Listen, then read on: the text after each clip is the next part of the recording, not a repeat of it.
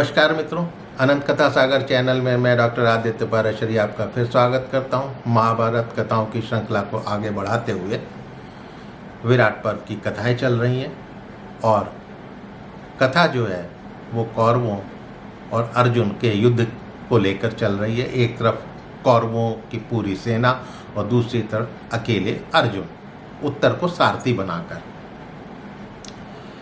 तो रणभूमि से दुर्योधन भाग गए, कृपाचार्य भाग गए, द्रोण भाग गए, तो अब अश्वत्थामा खड़े हुए थे। अश्वत्थामा से युद्ध होने लगा। आकाश सब ओर से अंधकारमय हो ही रहा था। जब दोनों योद्धा एक दूसरे पर आघात करते तब जलते हुए बांसों के चटकने की आवाज़ आती थी। जैसे अर्जुन ने अश्वत्थामा के घोड़ों को घायल करके यमलोक पहुंचा दिया। वो घोड़े मूर्छित होने के कारण दिशा भ्रम में पड़ गए। तभी अर्जुन की एक छोटी सी असावधानी देखकर अश्वत्थामा ने क्षुर नामक बाण से अर्जुन की प्रत्यंचा काट दी। तब द्रोण, भीष्म, कर्ण, कृपाचार्य सभी अश्वत्थामा की प्रशंसा करने लगे थे। ठीक है, भाग गए थे लेकिन देख तो रहे थे ना युद्ध को। तब अर्जुन ने ठहाका मारकर हंसे, फिर गांडीव धनुष पर दोबारा प्रत्यंचा चढ़ा ली और फिर अर्जुन अश्वत्थामा से भिड़ गए। दोनों के भयंकर संग्राम में लोगों के रोंगटे खड़े हो गए। अर्जुन के पास दो दिव्य अक्षय तुणीर उनको बोलते हैं जिसमें बाण खत्म नहीं होते हैं। इसीलिए अर्जुन जो है अविचल खड़े हुए थे, परंतु अश्वत्थामा के बाण जल्दी ही समाप्त हो गए और अर्जुन उसकी अपेक्षा अधिक शक्तिशाली दिखाई दिए। तब कर्ण ने फिर से धनुष की टंकार करी, फिर लड़ना चाह रहा था। अर्जुन ने दृष्टि डाली तो कर्ण दिखाई पड़ा। उसे देखकर अर्जुन का क्रोध और बढ़ गया। क्रोध से कर्ण को मार डालने की इच्छा से दोनों आंखें फाड़कर अर्जुन उसे देखने लगे।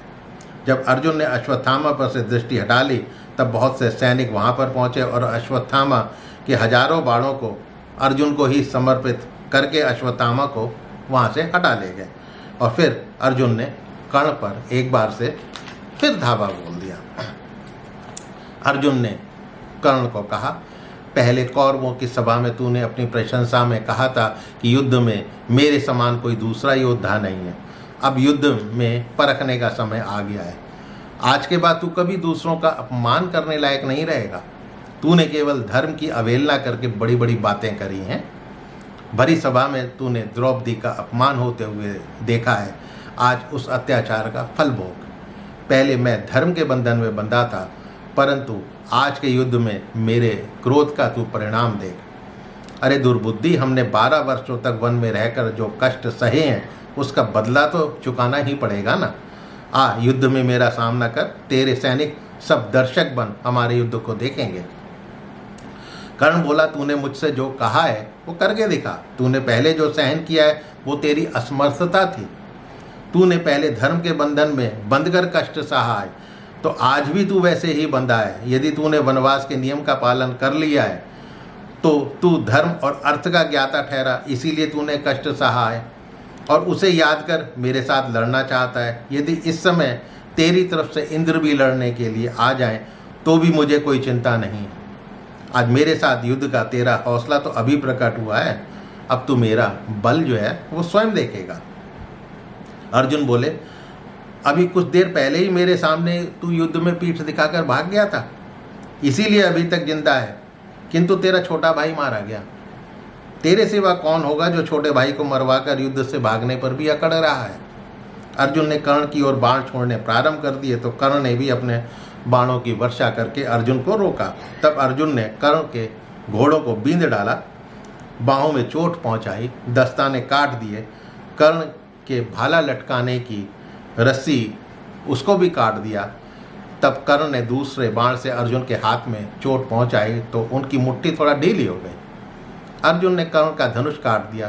कर्ण ने शक्ति चलाई तो अर्जुन ने नष्ट कर दी।